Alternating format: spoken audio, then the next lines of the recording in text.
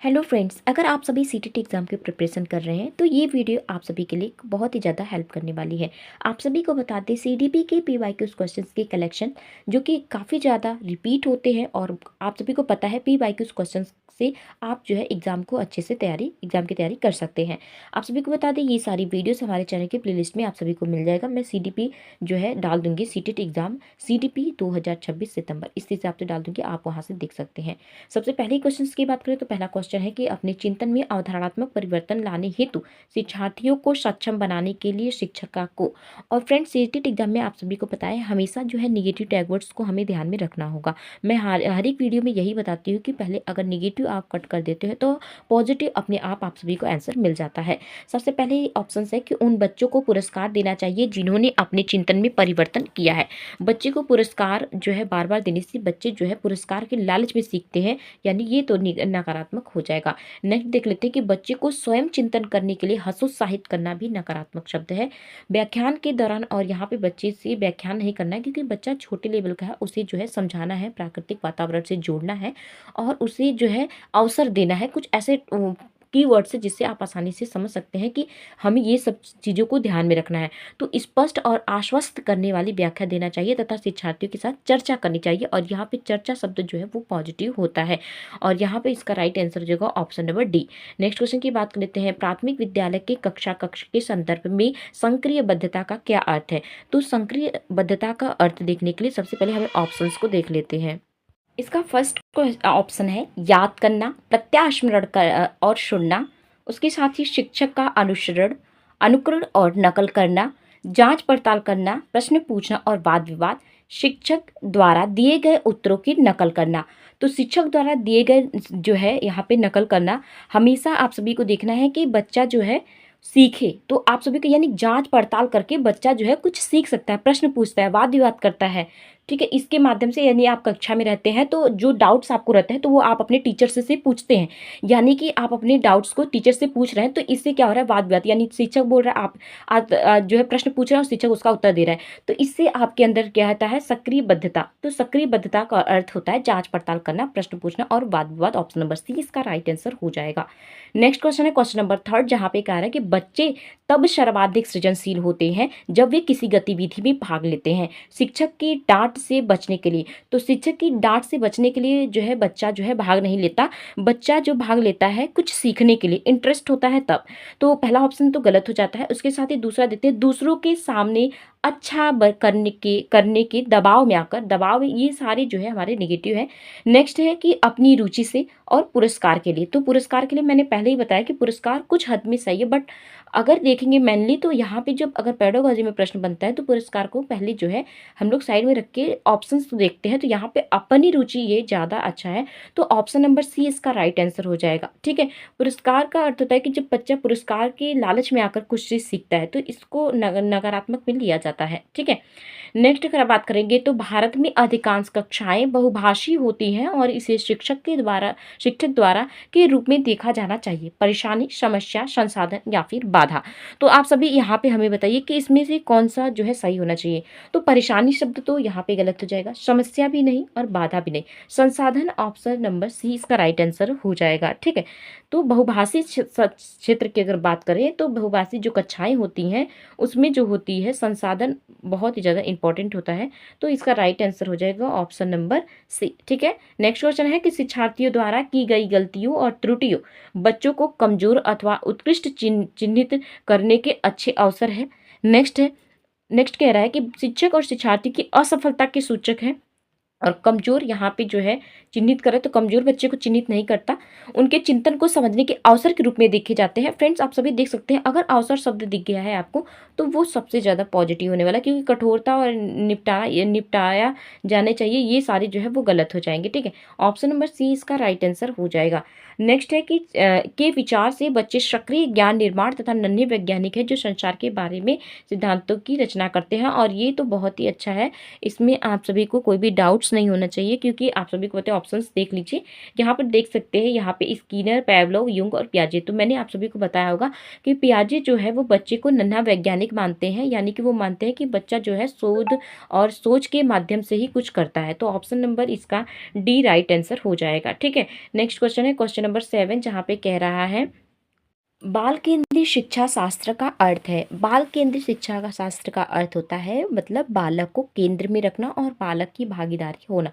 तो यहाँ पर देख सकते हैं ऑप्शन क्या है, बच्चों की नैतिक शिक्षा देना, बच्चों को शिक्षक का अनुगमन और अनुकरण करने के लिए कहना, बच्चों की अव्यक्ति और उसकी सक्रिय भागीदारी को महत्व देना और बच्चे को पूर्ण रूप से स्वतंत्रता देना।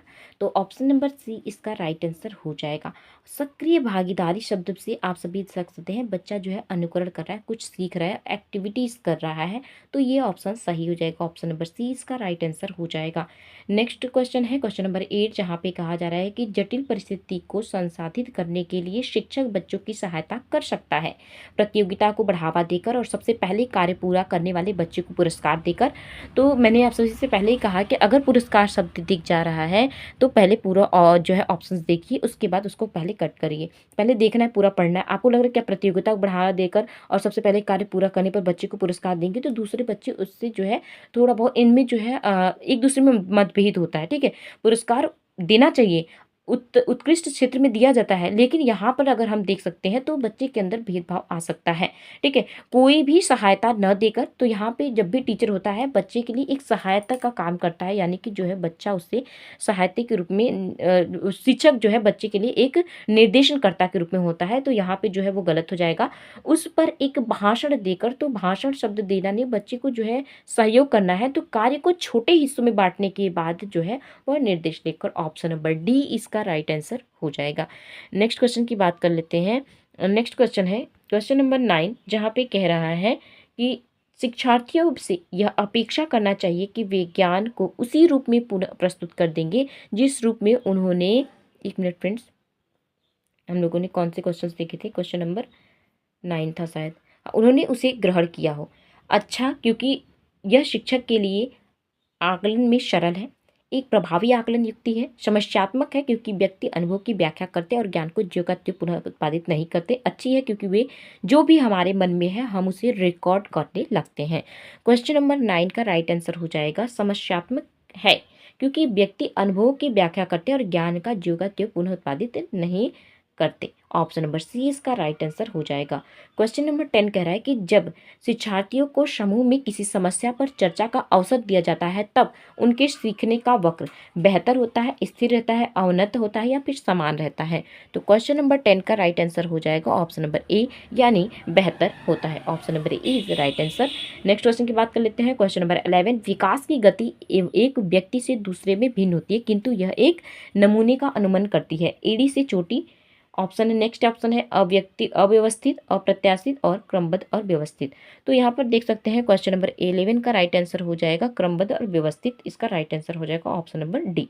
ठीक है, नेक्स्ट क्वेश्चन है क्वेश्चन नंबर 12, जहाँ पे कहा है कि विकास के लिए निम्नलिखित में से कौन सा एक उचित है। विकास जन्म के साथ प्रारंभ होता है, समाप्त होता है। सामाजिक सांस्कृतिक संदर्भ विकास में एक महत्वपूर्ण भूमिका का निर्वाह करता है। विकास एकल आयामी है या विकास जो होता है वो पृथक होता है।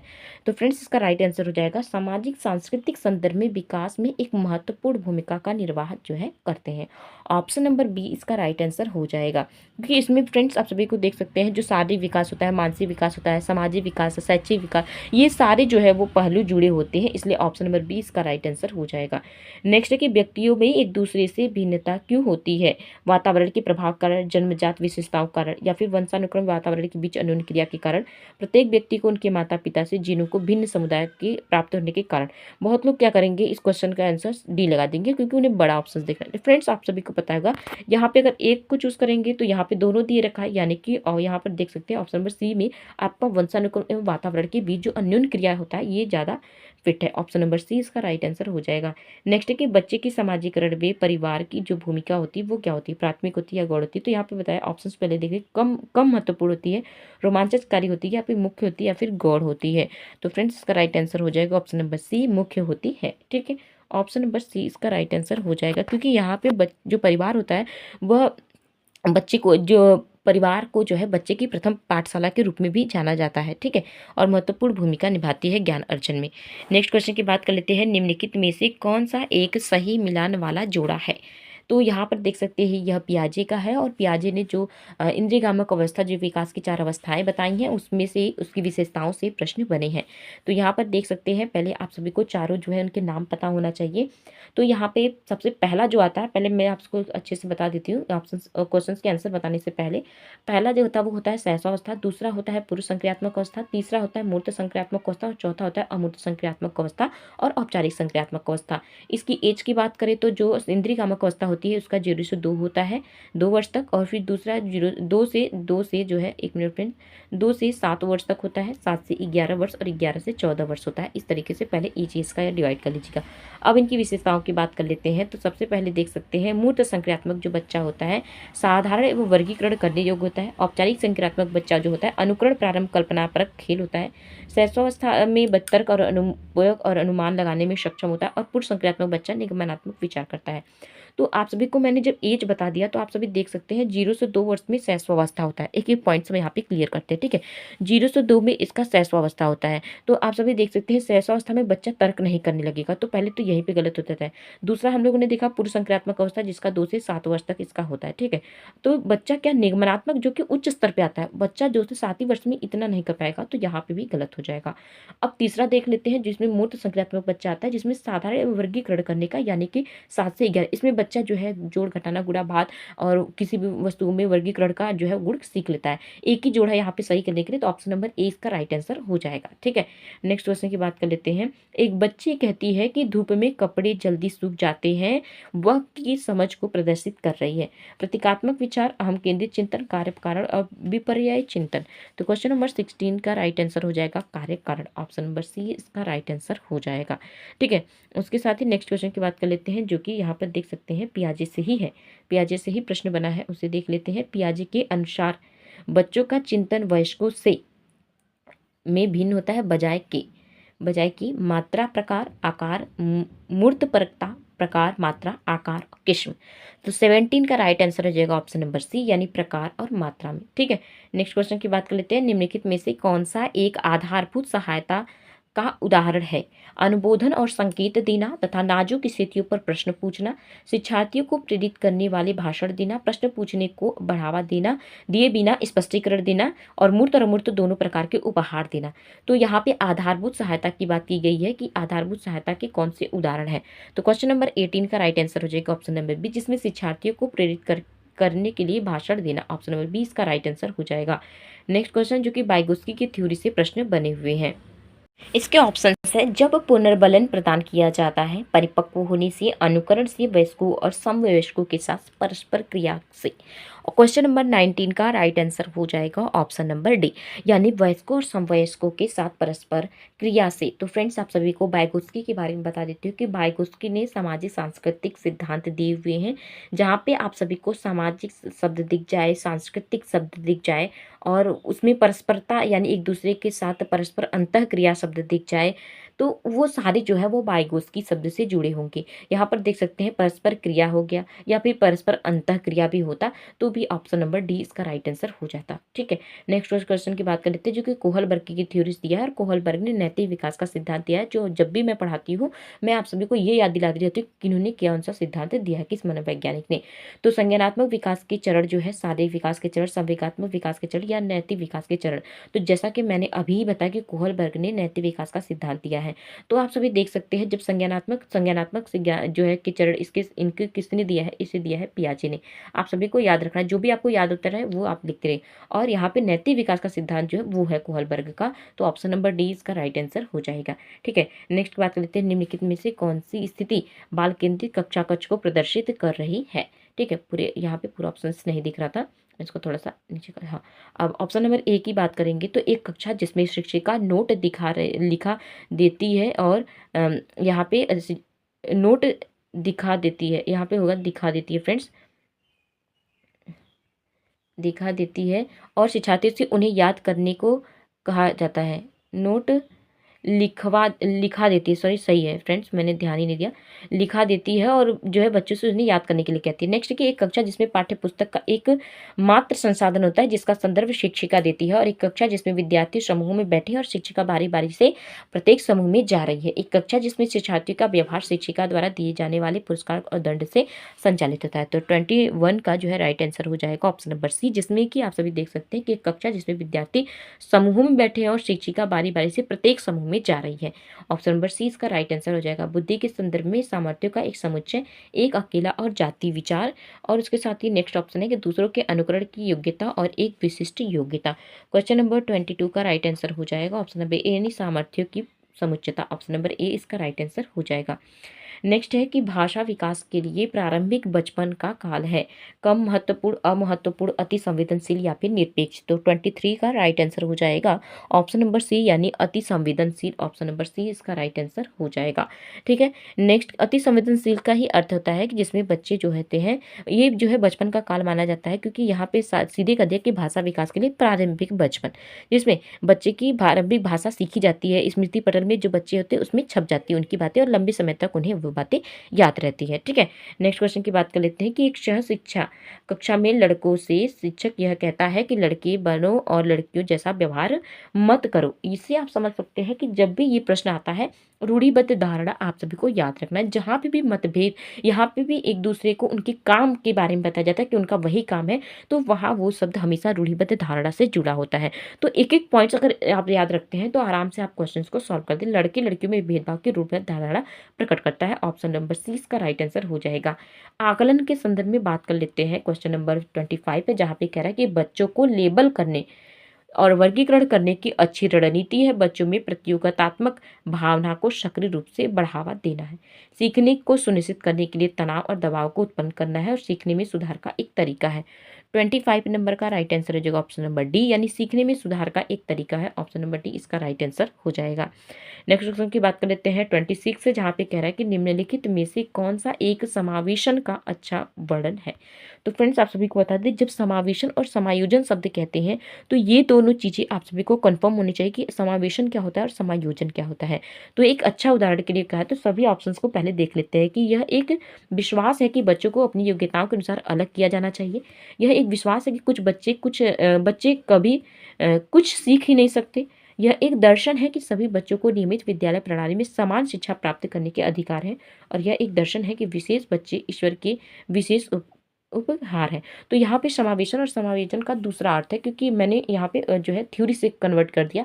यहाँ पे समावेशन शब्द का जो अर्थ है वो है एक यह दर्शन है कि सभी बच्चों को नियमित विद्यालय प्रणाली में समान शिक्षा प्राप्त करने की अधिकार देना, ये है समावेशन। ठीक है, उसके साथ ही नेक्स्ट क्वेश्चन है 27 का, जहाँ पे कहा जा रहा है कि वंचित वर्ग की पृष्ठभूमि में के बच्चों को शिक्षा प्रदान करने के लिए शिक्षक को चाहिए कि उन्हें बहुत सा लिखित कार्य दे।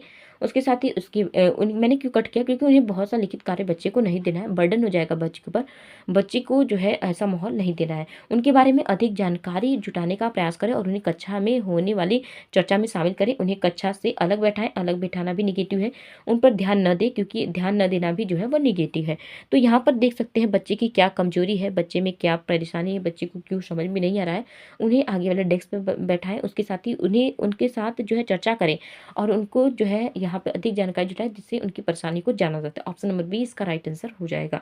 नेक्स्ट क्वेश्चन है 28, जहाँ पे कहा जा रहा है कि निम्नलिखित में से कौन सा व्यवहार बच्चे के अधिगम अयोग्यता की पहचान करता है। मनोभाव का जल्दी जल्दी बदलना, मूड स्विंग्स, अपमानजनक व्यवहार, शब्दों को सही तरीके से न समझ पाना तथा शब्दों को सही तरह से न लिख पाना, और ए और बी दोनों। तो 28 का राइट आंसर हो जाएगा ऑप्शन नंबर सी। ठीक है, यहाँ पे शब्दों को सही तरह से न समझ पाना तथा शब्दों को सही तरह से न लिख पाना, ऑप्शन नंबर सी इसका राइट आंसर हो जाएगा। 29 की बात कर लेते हैं। 29 नंबर पर है कि एक बच्चा जो आंशिक रूप से देख सकता है बिना किसी विशेष प्रावधान के उसे नियमित विद्यालय में डालना चाहिए। उन्हें शिक्षा नहीं देनी चाहिए क्योंकि वह उनके किसी काम का नहीं है, और उसे अलग संस्थान में डालने और विशेष प्रावधान करते हुए उसे नियमित विद्यालय में रखना चाहिए। तो 29 नंबर का राइट आंसर हो जाएगा ऑप्शन नंबर डी। ठीक है, उसके साथ ही यहाँ पे पहला क्यों बिना किसी विशेष प्रावधान के उसे नियमित विद्यालय में डालना चाहिए, बिना किसी विशेष प्रावधान के। ऑप्शन नंबर डी इसका राइट आंसर हो जाएगा।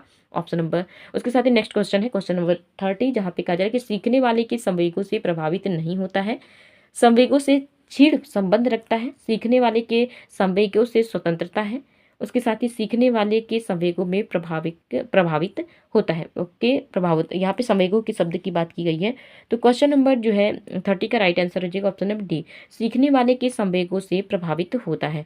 तो इस तरीके से यहाँ पे आपके 30 क्वेश्चंस जो है, एक मिनट फ्रेंड्स, आपके 30 क्वेश्चंस कंप्लीट हो जाते हैं। मैंने कोशिश किया है कि बहुत ही कम समय में आप सभी को बताने की कोशिश किया है, और एग्जैक्ट जो भी क्वेश्चंस के आंसर हो रहे हैं, किस तरीके से आप पहचान सकते हैं कौन से पॉजिटिव है, कौन से निगेटिव टैग वर्ड्स, अभी से बताते जा रहे हैं, ताकि आपको लास्ट टाइम में याद रटने की, क्योंकि कुछ चीज़ें आपको सीखना पड़ता है, जानना पड़ता है, तो वो चीज़ आपके लिए बहुत ही ज़्यादा, और ये वीडियोस मैं सारे प्लेलिस्ट में डाल दूंगी, वहाँ से आप देख लीजिएगा। उसके साथ ही चैनल पे नए हैं तो चैनल से जुड़ जाइएगा, और जो भी क्यूरी रहा करे, डाउट्स रहा करे, वो कमेंट सेक्शन में आप ज़रूर पूछिएगा। मैं जब भी उसे देखूंगी आप सभी को रिप्लाई ज़रूर करूंगी। कैसा रहा हमारे पढ़ाने का मेथड, अगर अच्छा लगे तो एक लाल दिल कमेंट में ज़रूर भेज दीजिएगा। अपना जो है आपका सहयोग रहेगा तो और भी अच्छी वीडियोज़ मैं लेकर के आऊँगी।